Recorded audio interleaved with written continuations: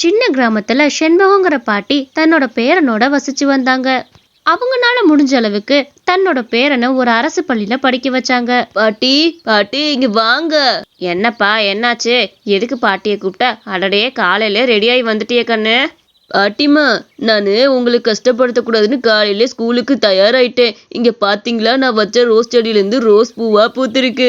அடடே கண்ணா, உன் எண்ணம் போலவே இந்த பூவும் அழகா பூத்திருக்கு. நம்ம மனசு போலதான் இந்த பூவெல்லாம் நமக்கு பூக்குன்னு சொல்லுவாங்க. அதே மாதிரிதான் உன் மனசு என்னமோ அந்த செடி அதிலே காட்டுதுல்ல. பாட்டிமா, நிஜமாவா? சரி சரி பாட்டிமா, எனக்கு ஸ்கூலுக்கு நேரமாச்சு. எனக்கு ஏதாவது சாப்பிட செஞ்சு தாங்க, பசிக்குதுமா. கொஞ்சம் பொறுப்பா, இந்த உப்புமாவை தாளிச்சு உனக்கு கொடுத்துட்றேன். அதை சாப்பிட்டுட்டு அதுக்கப்புறம் நீ ஸ்கூலுக்கு போய் என்ன.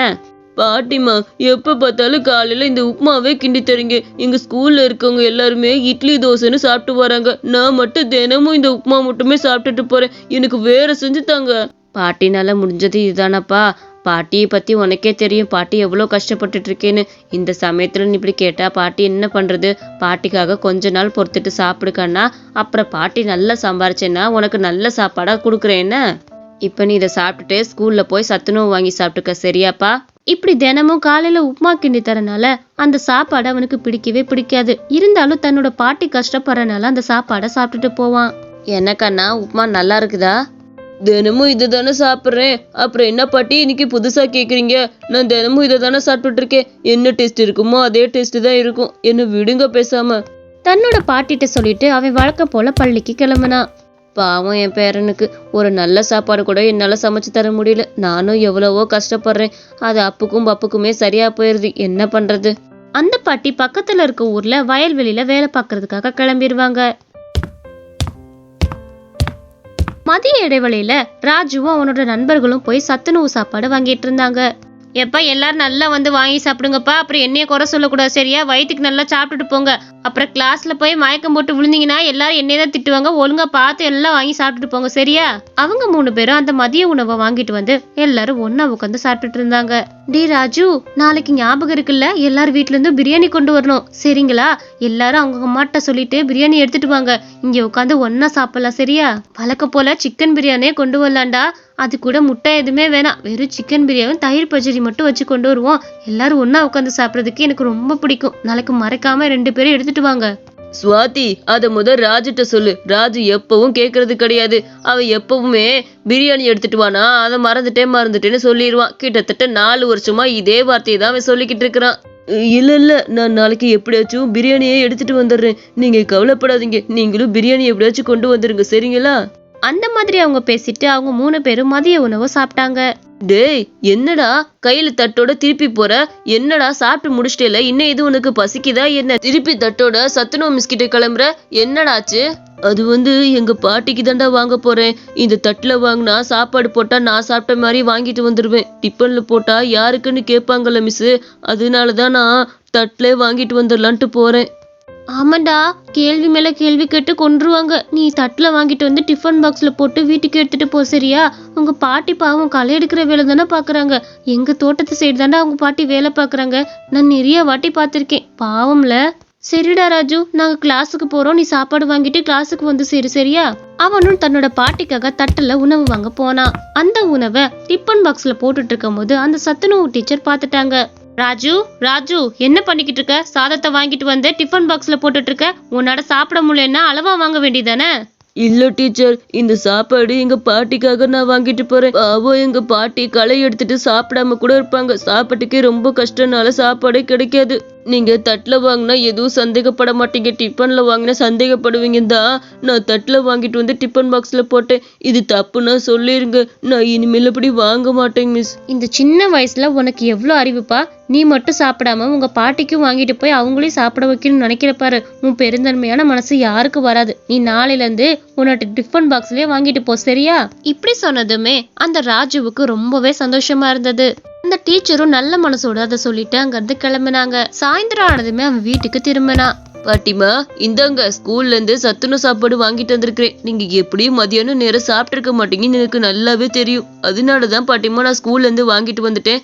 இது சாப்பிடுங்க. என் பேரன்னா என் பேரன் தான். என் மனசை புரிஞ்சுட்டே கண்ணு. என் பசி அளவையும் நீ புரிஞ்சு வச்சிருக்கிற. ரொம்ப நன்றி தங்கம். உன்னை மாதிரி பேரன் எந்த பாட்டிக்கு கிடைக்க சொல்லு. நீ மட்டும் சாப்பிட்டு வராம பாட்டியும் பசியில இருப்பாங்கன்னு வாங்கிட்டு வந்திருக்கிறியே என் செல்ல கண்ணா. பாட்டி நான் இன்னொன்னு கேட்பேன், நீங்க கோச்சிக்காதீங்க. நாளைக்கு என் ஃப்ரெண்ட்ஸ் எல்லாம் வீட்டுல சிக்கன் பிரியாணி செஞ்சு கொண்டு வரேன்னு சொல்லியிருக்கிறாங்க பாட்டி. எனக்கும் வீட்டுல சிக்கன் பிரியாணி செஞ்சு கொடுங்களேன். எல்லாருமே டிஃபன் பாக்ஸ்ல சாப்பிடுவாங்க. நான் மட்டும் சாப்பிடாம இருந்தா ஒரு மாதிரியா இருக்கும்ல. இங்க பாருப்பா, கண்டிப்பா வர ஞாயிற்றுக்கிழமை உனக்கு அந்த சிக்கன் பிரியாணியை செஞ்சு தரேன். அது வரைக்கும் கொஞ்சம் பொறுமையா இருப்பா.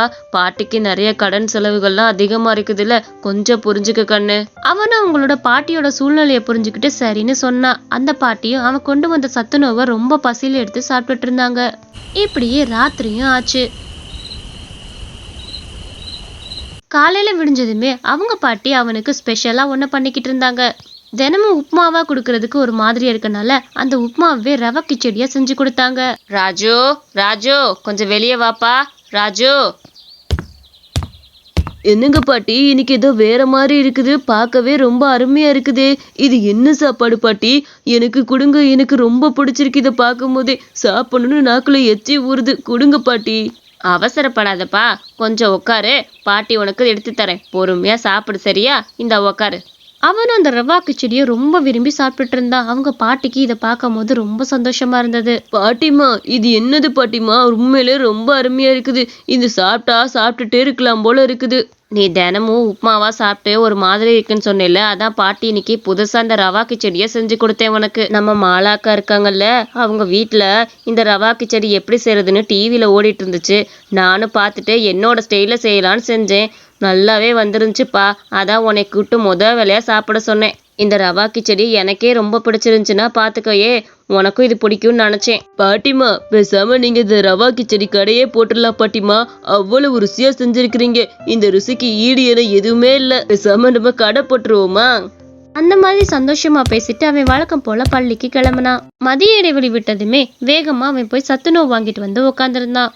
ராஜு, என்னடா இது? நாங்க நேத்து அத்தனை தடவை சொன்னோம்ல இன்னைக்கு எல்லாரும் சிக்கன் பிரியாணி கொண்டு வரலான்னு. இப்படி சிக்கன் பிரியாணி கொண்டு வராம திரும்பவும் சத்துணவு வாங்கிட்டு வந்திருக்கிற. நாங்க தான் நேத்து சொன்னோம்ல எல்லாரும் ஒன்னா உட்காந்து சாப்பிடலான்னு. இப்படி பண்றியடா? டேய், இன்னைக்கும் மறந்துட்டேன்னு பொய் சொல்ல போறியா? நீ மறந்துட்டேன்னு தயவு செஞ்சு பொய் சொல்லாத. உண்மை என்னமோ அதை மட்டும் பேசு ராஜு. தயவு செஞ்சு மறந்துட்டேன்னு சொல்லிட்டு இருக்காத. எத்தனை தடவை இதோட சொல்ற? நான் உண்மையவே சொல்லிடுறேன். எங்க வீட்டுல பணத்துக்கு நிறைய கஷ்டம் இருக்குது. அதுவும் இல்லாம சாப்பாட்டுக்கு நிறையவே கஷ்டம் இருக்குது. என்னால அந்த மாதிரி சாப்பாடுலாம் செஞ்சு கொண்டு வர முடியாது. அதனால நீங்க சாப்பிடுங்க. உங்களோட இதுல என்ன சேர்க்காதீங்க. இனிமேலு நான் ஒரு தனி ஆளாவே இருந்துட்டு போறேன். எனக்கு இந்த சத்துணவு சாப்பாடே பெரிய ஒரு அற்புத சாப்பாடா தான் தெரியுது. நீங்களே சாப்பிடுங்க. டேய், நீ முன்னாடியே இப்படி கஷ்டம்னு சொல்லியிருந்தா நாங்க உன்னை இப்படி விட்டுருப்போமாடா? நீ ஒன்னும் கவலைப்பட வேணாம். இந்த சத்துணவு சாப்பாடை உன்னோட பாட்டிக்கு எடுத்துட்டு போ. நம்ம தான் பிரியாணி வச்சிருக்கோமே, இதை நம்ம 3 பேரும் ஷேர் பண்ணி சாப்பிட்டுக்கலாம். டேய் குமார், நீ கொஞ்சம் கொடு, நான் கொஞ்சம் கொடுக்குறேன். இன்னைக்கு ராஜுவும் நல்ல பிரியாணி சாப்பிடட்டும். வேணாம் ஐச்சு, நீங்களே பசியோட உங்க டிஃபன் பாக்ஸ் திறந்ததை நான் பார்த்தேன். தயவு செஞ்சு நீங்க சாப்பிடுங்க. எனக்கு பிரியாணி எல்லாம் திங்கணும்னு அவ்வளவு ஆசையெல்லாம் கிடையாது. நீங்க 2 பேரும் சாப்பிடுங்க. என்னதான் அவங்க நண்பர்கள் கட்டாயப்படுத்தியுமே ராஜு அந்த பிரியாணியை தொட்டு கூட பார்க்கல. ராஜுக்கு அவங்க நண்பர்கள் நல்லா சாப்பிடணும்னு நினைப்பு நிறையவே இருந்தது. சாயந்தரம் ராஜு லேட்டா தான் வீட்டுக்கு வந்தான். என்னப்பா ராஜு, இவ்வளோ லேட்டா வர்ற? பாட்டி உனக்காக எவ்வளோ நேரம் காத்திருக்கிறது. நானும் ரொம்ப நேரம் பார்த்துட்டு இருந்தேன். கொஞ்ச நேரத்துல எனக்கு பயமே வந்துருச்சு உன்னைய காணோன்னதுமே. இல்ல பாட்டி, இன்னைக்கு கொஞ்சம் மனசு கஷ்டமா இருந்துச்சு. அதான் அப்படியே ரோட்டோரமா நடந்துட்டு வந்துட்டு இருந்தேன். அதான் கொஞ்சம் லேட் ஆயிருச்சு. வேற ஒன்றும் இல்லை பாட்டி, மெதுவா வந்தனால்தான் லேட் ஆச்சு. ராஜு கண்ணா, நீ கொஞ்சம் உக்காரே. பாட்டி உனக்கு ஒரு சர்ப்ரைஸ் வச்சிருக்கிறேன், உக்காரு. ஐ பாட்டி, எனக்கு பிடிச்ச சிக்கன் பிரியாணி. எப்படி பாட்டி இதை வாங்கிட்டு வந்தீங்க? உங்ககிட்ட பணமே இல்லைன்னு சொன்னீங்க, எப்படி வாங்கிட்டு வந்தீங்க? பாட்டிமா, இன்னைக்கு ஸ்கூல்ல எல்லாரையும் நீ பிரியாணி சாப்பிடுன்னு கட்டாயப்படுத்தினாங்க. ஆனா நான் சாப்பிடல. பாவம், அவங்களே பசியில வந்திருப்பாங்க. அவங்க சாப்பிடி நான் வாங்கி சாப்பிட்டேன்னு நினைச்சேன். ராஜு, நீ இன்னைக்கு சொன்னேல ஸ்கூல் போறதுக்கு முன்னாடி, நீங்க இந்த கிச்சடி கடை போட்டா உங்களுக்கு நல்லா ஓடுன்னு. அந்த வார்த்தையை நான் என்னைக்குமே விடவே இல்லை.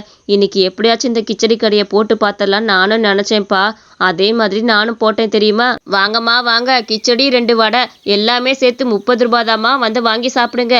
கிச்சடி வடை இருக்குது, வாங்கம்மா. வாமா, ரவை கிச்சடியும் வடையும் இருக்குது. 2 சாப்பிட்டு பாரு, ரொம்பவே ருசி அதிகமா இருக்கும். சாப்பிட்டு பாருமா, புது வித டேஸ்டா இருக்கும். என்னங்கம்மா, ரவையில உப்புமா பண்ணுவாங்கன்னு கேள்வி பண்ணிருக்கேன், நீங்க கிச்சடின்னு சொல்றீங்க. நான் இதுக்கு முன்னாடி இப்படி சாப்பிட்டதே கிடையாது. சரி, எனக்கு ஒரு தட்டு வச்சு கொடுங்க, சாப்பிட்டு பாப்போம். அந்த பாட்டி அந்த ரவா கிச்சடியில நிறைய காய்கறி எல்லாம் போட்டு செஞ்சிருந்தாங்க. அந்த ரவா கிச்சடி சாப்பிடவே ரொம்ப ருசியா இருந்தது.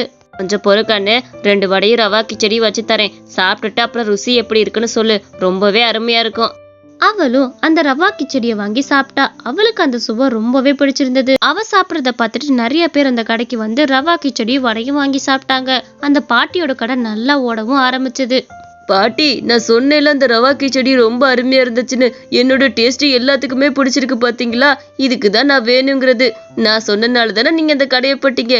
இப்ப அந்த கடை நல்லா வரப்போகுது பாட்டி. ரொம்ப சந்தோஷம். அதுல இருந்து அந்த பாட்டியும் பேரனும் ரொம்ப சந்தோஷமா வாழ்ந்து வந்தாங்க. இந்த கதை உங்களுக்கு பிடிச்சிருந்துச்சுன்னா மறக்காம நம்ம அனிமேஷன் ஸ்டோரிஸ் சேனலுக்கு சப்ஸ்கிரைப் பண்ணிக்கோங்க.